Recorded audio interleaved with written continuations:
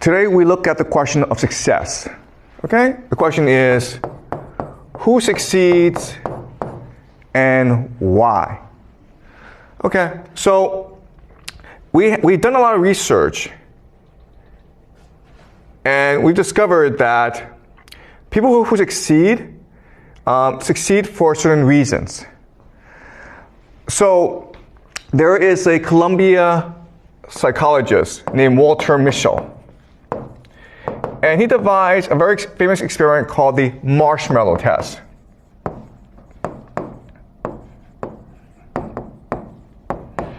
In the marshmallow test, it's very, very easy, okay? So imagine a room, and I invite a 4-year-old or a 5-year-old to come into this room and have a conversation with him or her. I ask them, how's your mother? What do you like to do? And it's a very good conversation. Then suddenly I get up and say, I'm really sorry, but I need to go across the hallway for another meeting, but I'll be back, okay? So just wait for me. And here, I'll make you a deal. Here's a marshmallow. I'm going to put a marshmallow in front of you.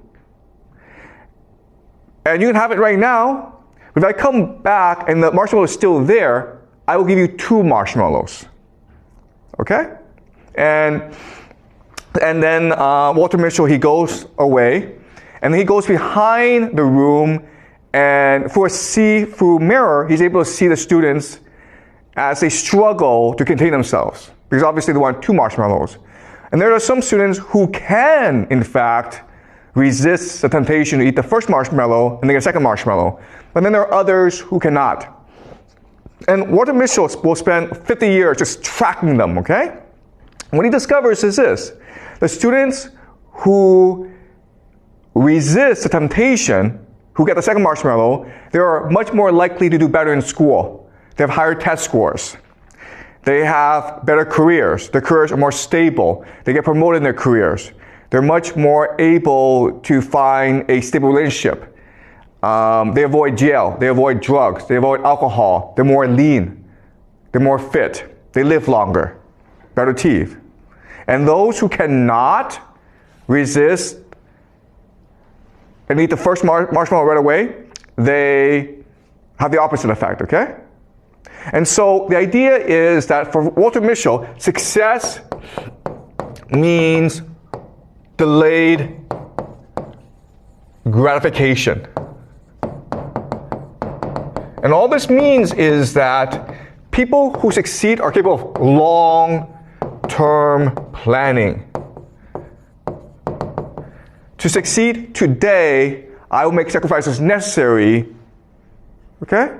So if my friends are playing outside and I need to do my homework, well, I'm going to stay home and do my homework. Okay, so long-term planning, what he calls delayed gratification. Or a much more simple way of saying this is the idea of self-control, right? Or the idea of emotional regulation. You're able to keep your emotions in check. If you're angry, you're able to calm yourself down. Okay, and so we know about this, and that's why in school we focus on the idea of emotional regulation, teaching you how to better control your emotions, how to do long-term planning. Okay? So that's one theory of success. Another theory of success comes to us from another psychologist named Carol Dwight, and she's at Stanford. And she wrote a book called Mindset. Okay? And what she tells us is that those who succeed in life have a growth mindset. And those who fail in life have a fixed mindset. Okay? And it's not hard, okay? The idea is resilience.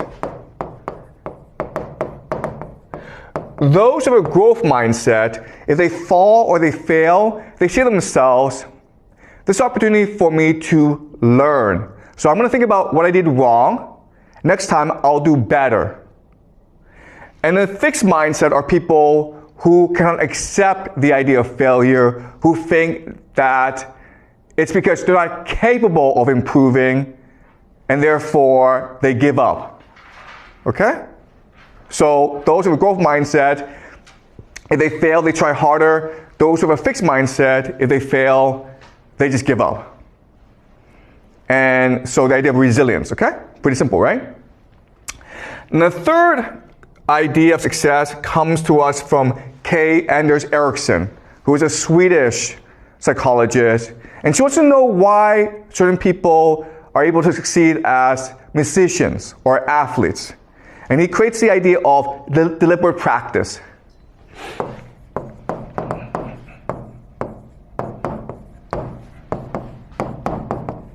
Okay? So what he found is that people who want to become athletes or musicians, they work really hard. They practice every day. But the people who succeed practice strategically. Okay? So those who work hard just work a long time. But those who work strategically have a plan. The plan is this. What are my goals? How can I achieve these goals? And then how do I improve my plan?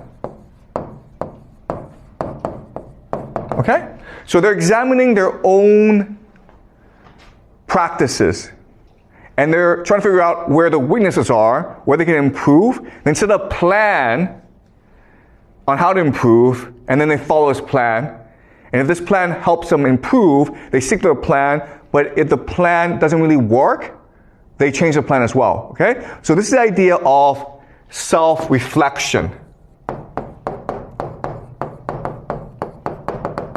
Or self-assessment.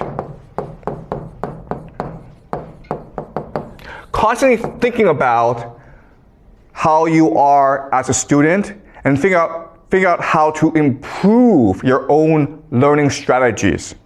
And what K. Anders Ericsson discovered is that if you do this, you'll succeed at anything. And this is true, okay? And the reason why we know it's true is there are two American psychologists named Dunning and Kruger. There's something, the Dunning-Kruger effect. And so what they did was this. They ran an experiment. They had 500 students in their psychology class, first year university. They made every student take an IQ test. And then after they took the IQ test, they asked each student, how do you think you did on the IQ test? Do you place in the top 5% or the bottom 5%? And it turns out that no one got the ranking correct. Okay? So those who were in the top 5% in terms of IQ thought they were maybe in the top 20%. Because for them it was easy, so they assumed for everyone else it was easy as well.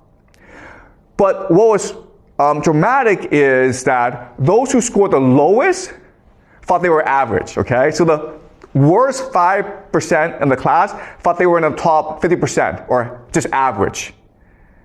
And the reason why is those people who are stupid lack the capacity to know they're stupid. Okay? So what Dunning-Kruger discovered is that the hardest part of being a student is to assess yourself properly, to know exactly where you stand and how to improve. Those who are stupid are often the most confident in the world. That's what's called the Dunning-Kruger effect. And this helps us explain why the world is why it is. Because often the people in power are stupid. They don't know they're stupid. They're overconfident. And they do stupid things like Donald Trump, okay? All right? All right, so now we have these three theories, right? We have self-control, we have resilience, and we have self-assessment. And so as educators, as schools, what we can do is devise strategies and curriculum to help students all succeed, correct, right? The problem is that when we actually try this, it doesn't work. Okay? If you take a bad student and you teach him self-control, resilience, and self-assessment, the student doesn't actually get better. The reason why is, okay, and this is a very important idea for you guys to remember, is that correlation does not equal causation. Okay? You guys need to remember this. Just because things are correlated does not mean they cause each other. So I'll give you an example. We know that successful people, they get up early in the morning. Okay? They get up at 4 o'clock in the morning. But just because you get up at 4 o'clock in the morning does not mean you succeed. Okay? Just because you work hard, just because you're resilient, just because you have growth mindset does not mean you'll succeed. But if you're successful, you will get up early in the morning because you are more motivated. If you are successful in life, you will have more self-control. You will have more resilience. You'll be more humble. Okay, does that make sense? So if you're rich, guess what happens? You become successful. And therefore, you will have growth mindset, self-control, deliberate practice. Okay, does that make sense? But just because you have growth mindset, deliberate practice, and resilience does not mean you'll succeed. Okay? So the question for us is, why does this happen? And ultimately, who succeeds? Okay, so we know for a fact that rich people are much more likely to succeed than poor people. And in fact, what we know from macroeconomic studies is that school doesn't really matter. It doesn't matter how well you do in school. If your parents are rich, you'll be successful in life. If your parents are poor, you will not be successful in life. Okay? So what's the difference? Okay, so now let's look at parenting strategies between rich and poor. Okay? So there are lots of differences, but let's focus on 3 major differences. The first major difference is that rich parents speak to their kids more than poor parents. Okay? High vocabulary, low vocabulary. When rich parents speak to the kids, rich parents will use higher vocabulary, longer sentences. Poor parents will just be no, yes, go away. Okay? Another major difference is in attitude. Okay? So rich parents use a friendly attitude, and poor parents use an authoritarian or command attitude. So for example, if you are a rich kid and you go and touch a stove, okay, and you burn your hand, the rich parent will say, listen, you made a mistake, don't worry about it. Let me explain to you why touching a fire is bad for you. Because you'll burn yourself, and you might have to go to a doctor, and we will feel pain if you hurt yourself, okay? So the rich parent will spend a lot of time explaining to the child why this is wrong and how not to do it again. The poor parent is like, don't you ever do that again or I'll beat the crap out of you, okay? Don't do that. Pretty simple, okay? But as you can understand, the rich kid will understand that the world is safe and that he is respected in this world. Okay? Whereas the poor child will think that the world is scary and he or she must be afraid of adults. And this carries on into school, right? Because as a rich kid, you go into school and you think that, oh, my teacher is my friend. So you smile at the teacher and you hug the teacher and the teacher smiles back and now you're friends, right? But if you're a poor kid and you see the teacher, you're afraid to look at the teacher. You don't smile. You are stressed, okay? And the teacher thinks that you might be a problem child. So the problem with this is that, yes, being an authoritarian parent, it is effective, but it creates stress in the family. Okay? It makes the child feel unsafe. And this leads to the third major difference between rich parents and poor parents. Rich parents offer stability. Okay? Poor parents can only offer volatility. This is a very simple idea. Rich parents have money so they can afford to keep promises. So I'm a rich parent, I say to my child, okay, next week we'll go to Thailand for vacation. Guess what? Next week you guys go to Thailand for vacation. But if you're a poor parent, money is always an issue. So it's hard for you to keep promises, right? So it's like, next week we'll go to McDonald's for lunch. But your paycheck is not enough, so you're like, sorry, we can't go anymore. Okay? And now, because of these different parenting styles, we understand why rich kids behave different from poor kids, right? So let's look at the idea of self-control. Right? Self-control. What is the marshmallow test? Marshmallow test is not a test of self-control, it's a test of your trust in others, right? If you believe that the teacher who goes outside, if you believe that he or she comes back and will keep his or her promise, then you will not eat that marshmallow. But if you think that this teacher is lying to me, then you're not going to eat that marshmallow. Then you will eat that marshmallow, right?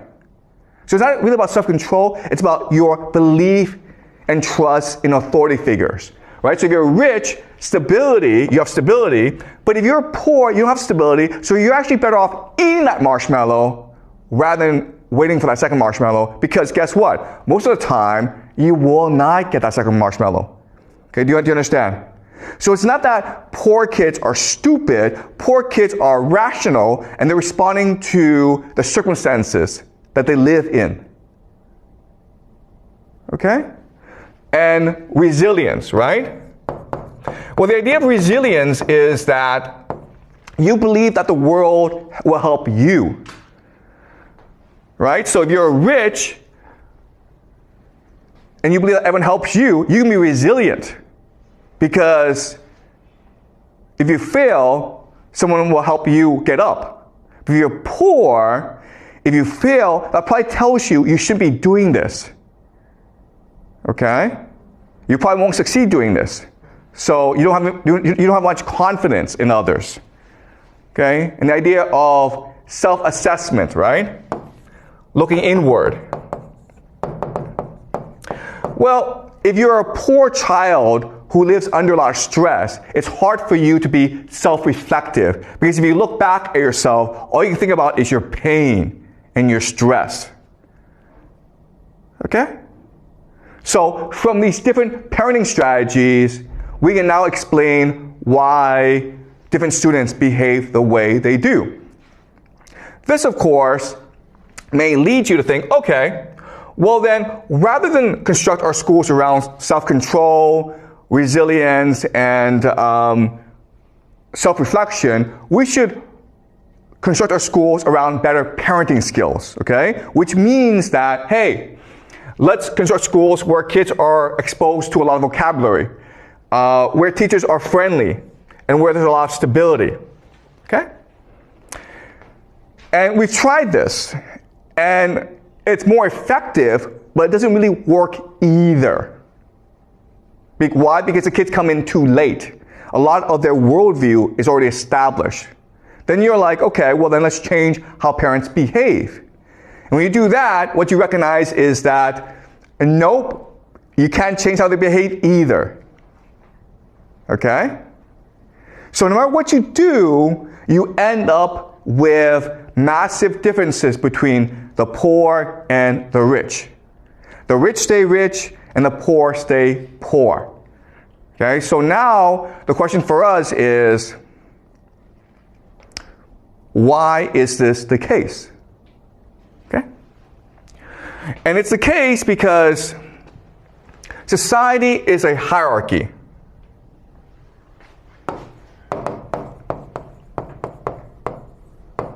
Okay, and the hierarchy is usually divided between the rich and the poor.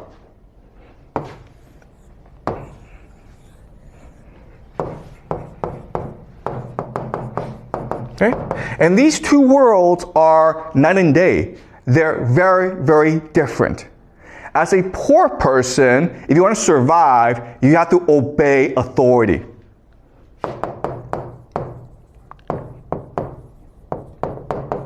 Okay? But if you're a rich person, the way that you get along with others, the way that you maximize your outcome is by negotiating with others. Okay? Negotiating.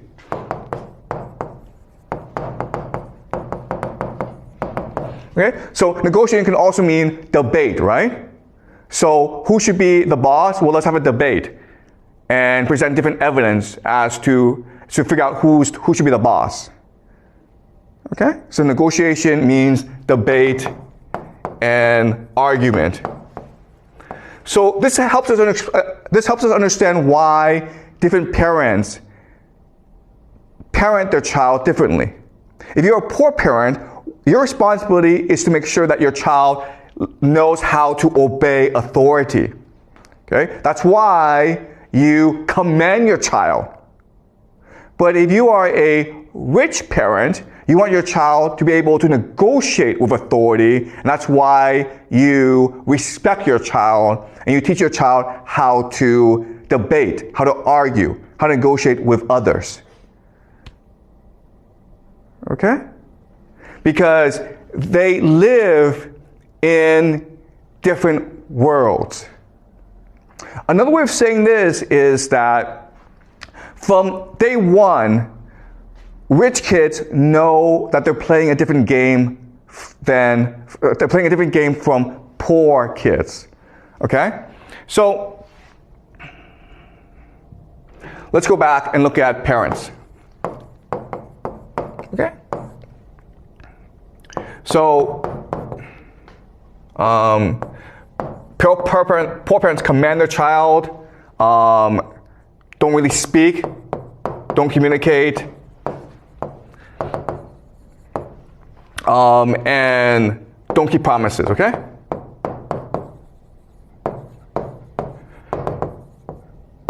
All right, so poor parents do these three things. And we know that if they do these three things, the outcome won't be so good, okay? And the reason why they do this is that they're not playing a game to improve their kids' outcome. They're playing a game to get along with other parents, okay? Okay, colleagues, family, okay, authority. Okay, so another way of saying this is this: police, boss, okay, family, okay? All right, so as a parent, you're trying to figure out how to negotiate with the police, with your boss, and with your family. So if you're a poor person, and the police knows you're a poor person, the police is going to bully you. And if you fight back, the police will probably put you in jail. Okay? So it's very important that you accept authority, you don't challenge authority, because if you do, you're probably get into trouble. Your boss, right? If you're a poor person, your boss will just command you about. And so it's very important that your child knows how to take orders. Rather than ask questions, rather than debate, your child must learn how to just follow orders, or at least keep his mouth shut, okay? And then family is about maintaining good relations with those who can most support you. And that often means the same values.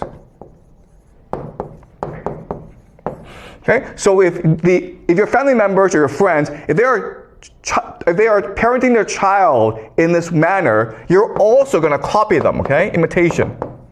All right? And for a poor person, this is the optimal strategy of how to parent.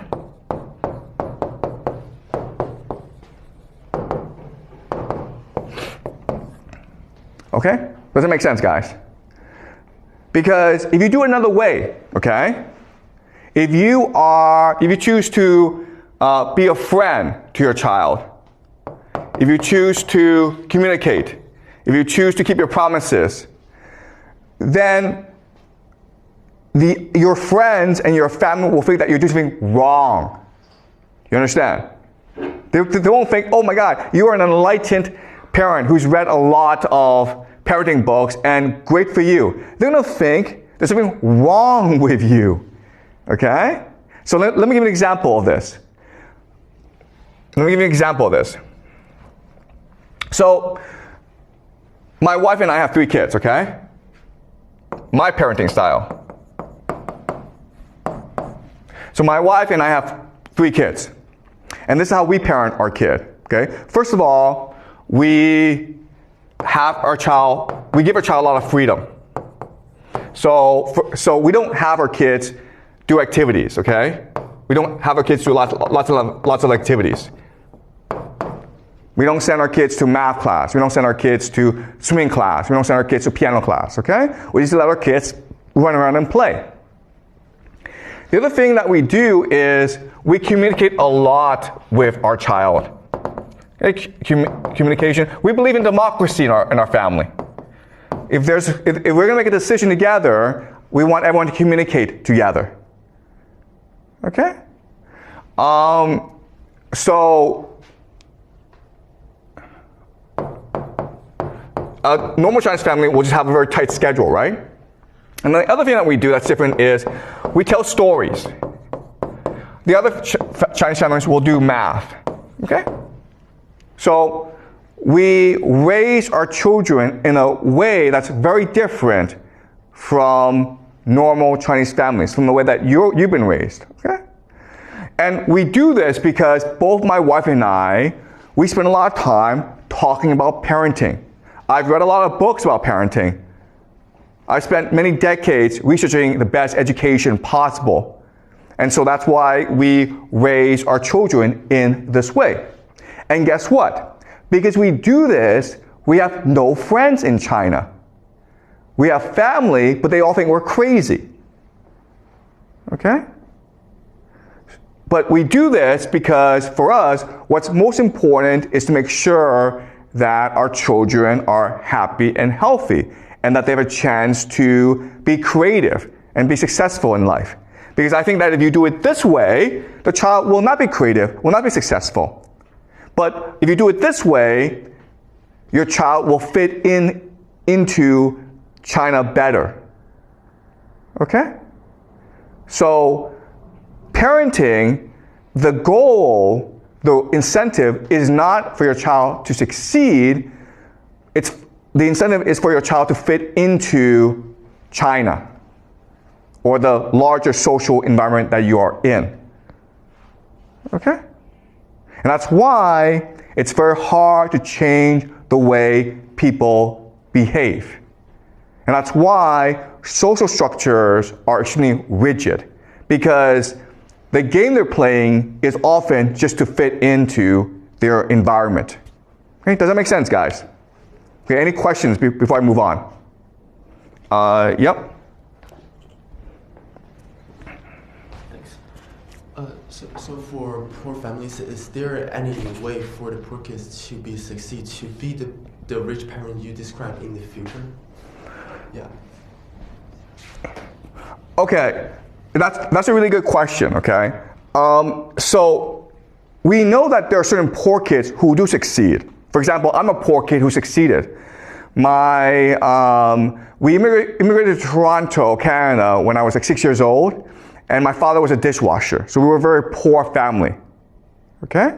But I succeeded because I left Canada for the United States. So Canada is a very rigid place where poor people basically move up a bit, but not too far. But I was able to succeed because I was able to get a scholarship to go study in the United States. Okay, so there are opportunities. The problem, though, is that it means leaving your community. Okay, does that make sense? So one way to succeed is to abandon your community.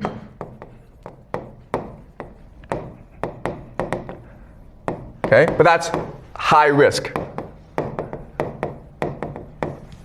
Right? So you have to be extremely individualistic to take such a risk. So that's why most people don't do it. Because if you think about it, the safest option for you is to stay within your community. That's what's going to guarantee you the best outcome. But if you choose to abandon your community and just say, you know what, I'm going to go somewhere else and try my luck, that's taking a really high risk, okay? So to succeed, you have to take high risk. So another possibility is war. That traditionally, historically, has been the best mechanism of social mobility. When you go fight a war and you do really well, you get promoted in life. Okay? But again, war is high risk because chances are you'll get killed. Okay? So not just war, but also revolution. Right? Okay? And of course, the best way, of course, is to marrying up. Okay? And that's why, remember in our very first class, we talked about the dating game, right? Where women only want 5 and 4. Okay? The reason why is that 5 and 4 are high status and 3, 2, 1 are low status. So if you're a woman, you don't want to marry into a low status family because your children will be screwed over. Okay? Your best option is to take a risk, gamble into a high status and marry. You want to try to marry into a high status family. Okay? So traditionally, war and marrying up are the two major mechanisms of social mobility. In today's world, abandoning community can also lead to success. Okay, basically immigrating to a place that offers more social mobility, which often means the United States. Okay, but another way of saying this is you have to get really lucky, guys. Okay, so there's lots of poor people who think that, I succeeded because I worked hard and I'm really talented. Look, I was born poor. I lucked into Yale. Okay, it's luck. You can work as hard as you want, but the chances are against you. Okay? And it takes a certain personality, which is you're really individualistic, you're very ambitious, and you have high risk tolerance. Most people don't have that, okay? So yes, there are certain people who, despite their background, they're able to succeed. But that's often the exception to the rule, as opposed to the rule itself. Okay, so thank you. Is this clear? Yeah. Okay, any more questions, guys, before I move on? Okay.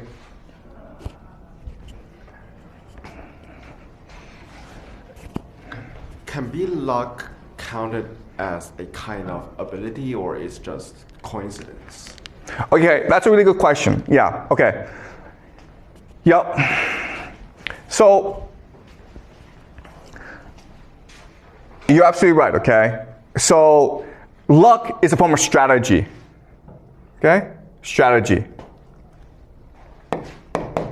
And all this is saying is that you are trying to position yourself in a place that allows you to get lucky. Okay? So I left Canada and I went to the United States because I knew that in Canada, it doesn't matter how hard you work, no one cares. But in the United States, if you work really hard, then you might get lucky and you might meet someone who's like, wow, you're a really hard worker, I want to promote you. Okay? So you're right in that, yes, you can strategize and increase your luck, but it's still luck. All right? And those who succeed are able to think strategically and far ahead and position themselves in a way that allows them to get lucky. Okay? And they often have the characteristics that we talked about, like self-control, resilience, and the ability to look inward and better understand what you're good at. Okay? So it takes a combination of factors. But the point I'm trying to make is that these people are only a minority, okay? 1% of the population, really. Okay? And they still depend on luck. Any more questions before I move on? Okay, so this leads us to a question, which is, okay, well, the way that I frame everything, okay, the way that I frame everything, you have poor and you have rich. And as discussed, they live in their own world, and they don't really connect with each other. They have different parenting strategies, they have different outlooks. The rich stay with themselves, the poor stay amongst themselves. So this looks like a very stable system, right? Stability. Or the word we can use is equilibrium.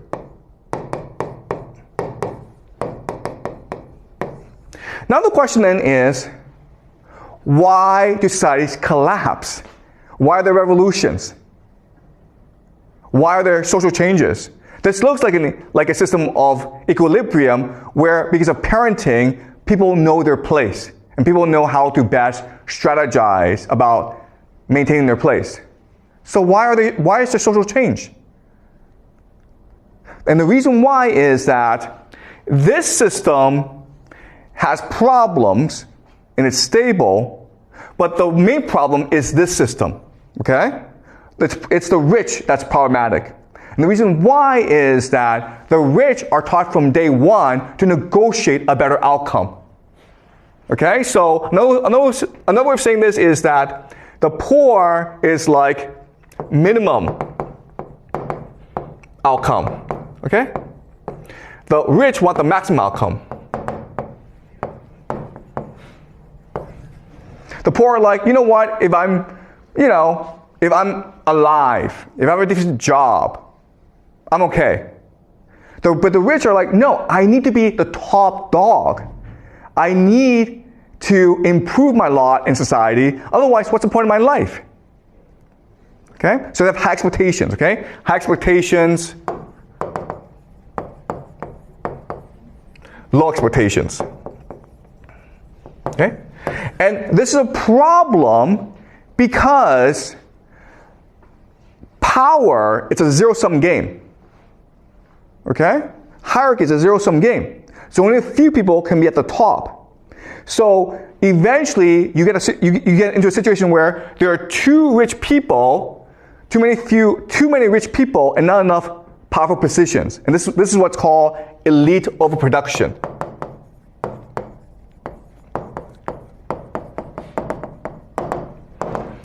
Okay? And then what happens here is that in order to get power, certain factions of the rich will align with certain factions of the poor against the powers that be. Okay? So all revolutions are always between the half a lot versus half some. It's never between rich and poor. It's always between half a lot and half some. So the people who led the Chinese Revolution, right? People like Mao Zedong, Zhou Enlai, Deng Xiaoping, they were not poor people. They didn't come from poor families. But they weren't rich enough, okay? So the Chinese Revolution was really between the urban elite versus the rural elite. Okay, the half a lot versus half some. If you look at every revolution in human history, that's always been the case. Okay? If you go back to Chinese history and you look at all these revolutions that started in China, it was always led by the middle class or the aspirational class, usually merchants, right? Merchants. Because they were discriminated heavily in society, but they had money. And they wanted to transform their money into power. And so when times were bad, when people were looking for change, they took the initiative and led people into revolution. Okay? Okay, does it make sense, guys? All right, any questions?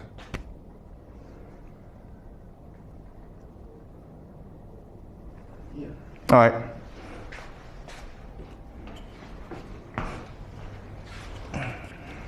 So you said the revolution was initially like within those rich people. So how could they lead the poor people to follow them to start the revolution? Because revolution need a huge amount of people, like the public base to to initiate. Okay. Okay, great question. Okay, so revolutions are almost the same. So over time, because of the structure, because of the inequality between rich and poor, certain problems arise, okay? So, and these problems are extremely common. The first problem, okay, problems. The first problem is indebtedness.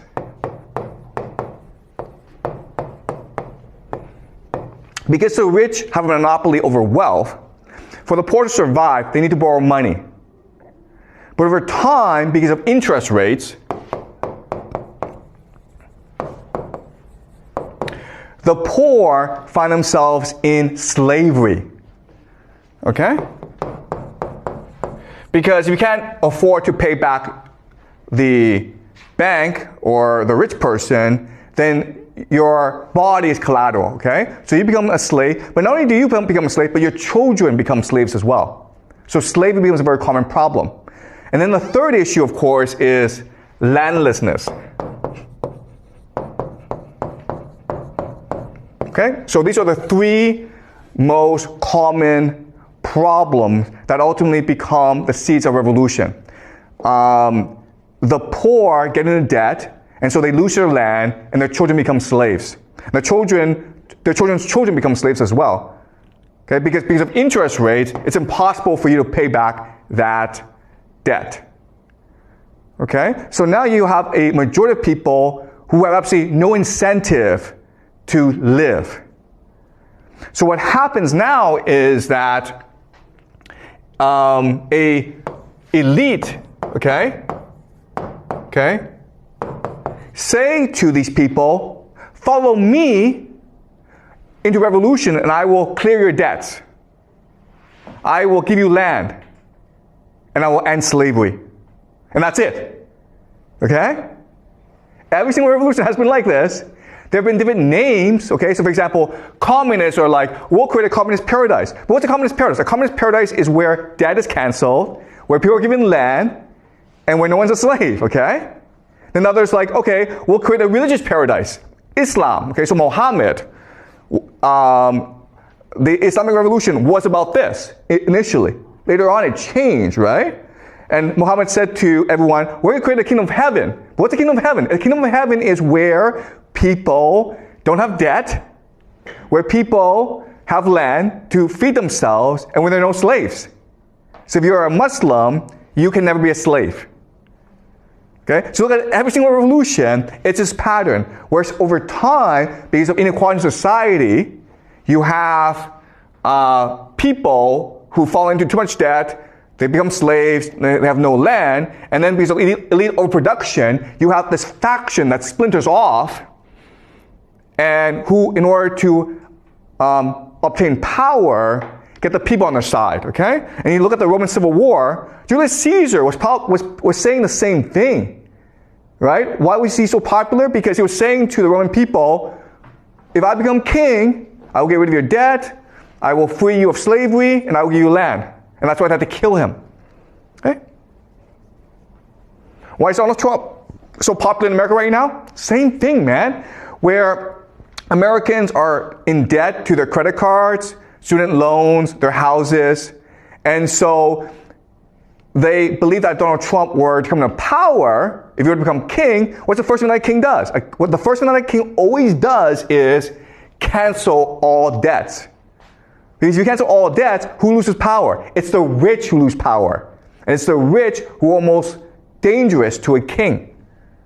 Okay? Does that make sense? Okay? So again, this is a very similar pattern in human history. It's all game theory, okay? Any more questions, guys? Okay, ask one more question, then we'll break, okay? Is this clear to you guys?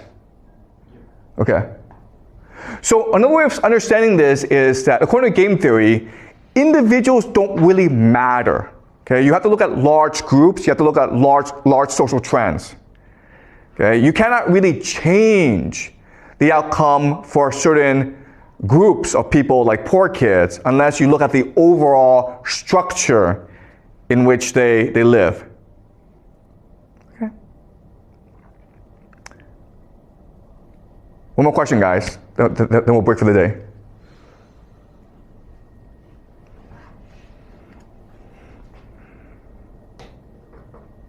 Yeah, Alan?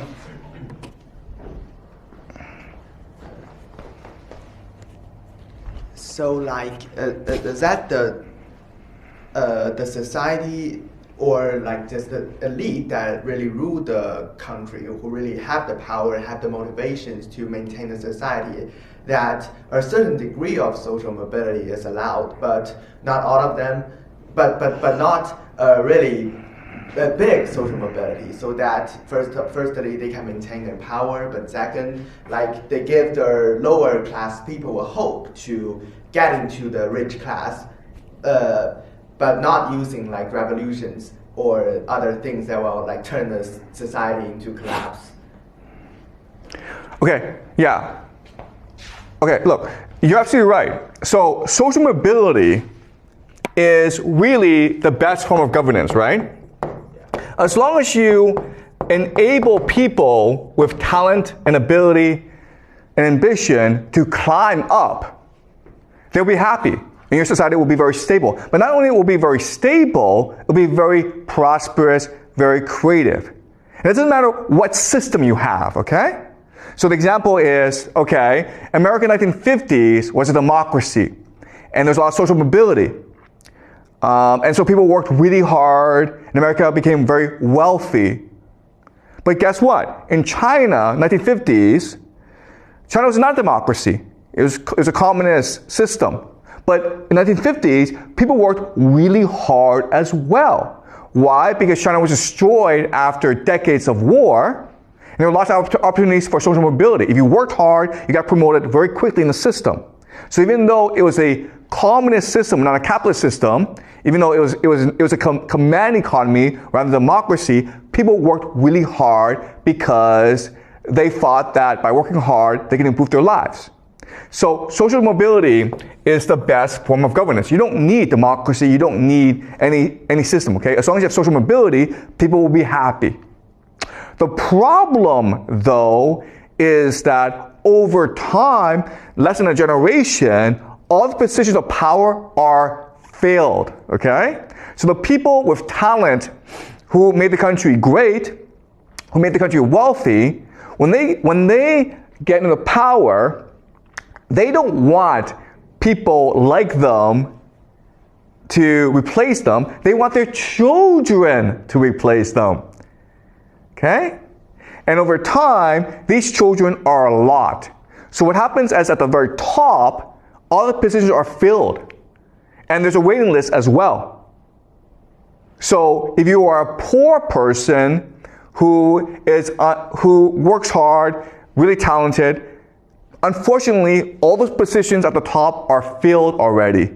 And there's also a waiting list, so too bad. Okay? And again, you just look at Chinese history, right? Look at Chinese history, where at the beginning of the dynasty, you had all these talented people take the civil entrance examination, the keju, and these are really top people. But then what happens is that they have children, and they teach their children how to do on the keju, and then eventually they're like, you know what, we'll just cheat. So they corrupt the keju, and then eventually like, you know what, screw this. Whoever can pay to pass the keju will pass the keju. And then all the positions at the very top are filled. There's no more social mobility. So what do people do? They engage in revolution, right? So you look at Hong Xiuquan, right? He failed the keju, or there was no position at the top for him. So he believed he became the brother of Jesus, right? And he started this revolution that claimed tens of millions of lives in China. Why? Because there was no social mobility for him. 50 years ago, prior, he would have been a civil servant. Same thing for Mao Zedong, right? By the time that Mao Zedong became a university student, the Keju had been eliminated. So there's no way for him to climb the ladder anymore. Therefore, he had to start engaging in new ideas. Okay?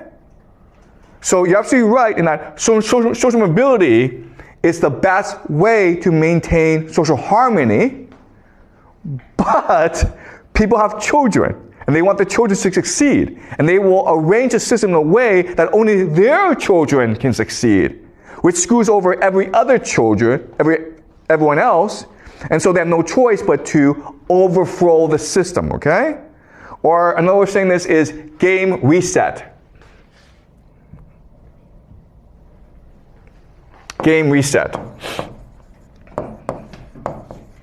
This is what a revolution is, okay?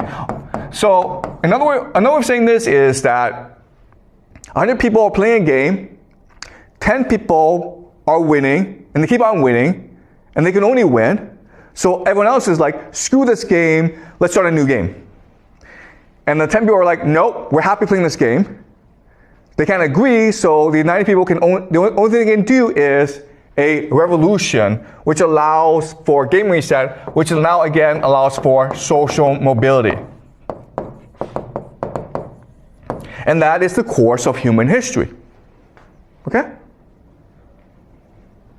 Either you climb up the ladder. If they don't allow you to climb up the ladder, then you just break the game. Okay? So, but unfortunately, again,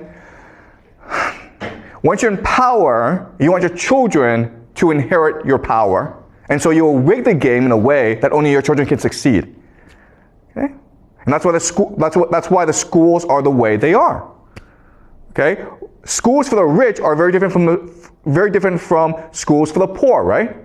Schools for the rich, there's a lot of freedom, there's a lot of creativity, the teachers are very good. You go to poor schools and it's the complete opposite. And the reason why is the system is set up to make sure that certain people succeed and everyone else fails. Okay? Does that make sense, Alan? Okay, great. Any more questions, guys? All right, good. I'll see you guys next class, okay?